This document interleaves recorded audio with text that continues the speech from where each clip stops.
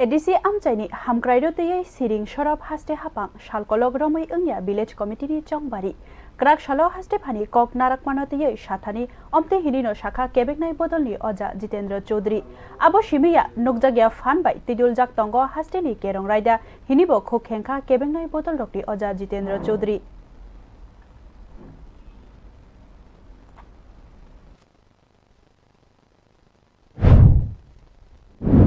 যে সরকারের দুর্বলতা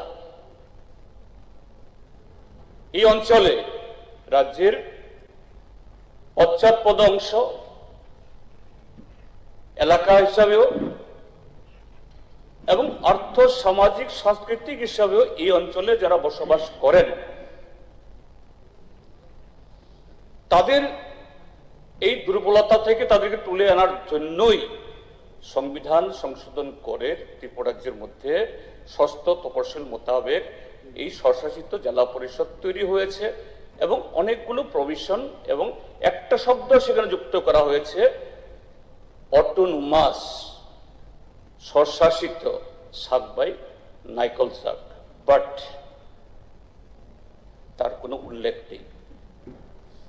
এটা কি ব্যর্থতা না এডিসিকে সম্পূর্ণভাবে এডিসির প্রতি উদাসীনতা? এডিসির প্রতি উদাসীনতা মানে হলো ত্রিপুরা রাজ্যের 1/3 অংশের মানুষ তাদের প্রতি অন্যায়, তাদের প্রতি উদাসীনতা।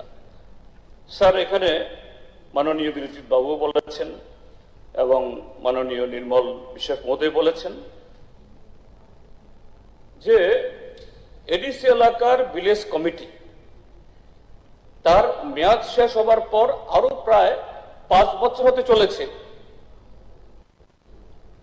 এটা শুধু দুর্ভাগ্যের না, অতি লজ্জার। এ রাজ্যের একটা রাজনৈতিক দলের এবং সেই দল আবার সরকারের শরিক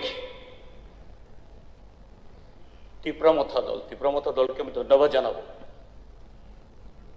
তারা শরিক দল হয়েও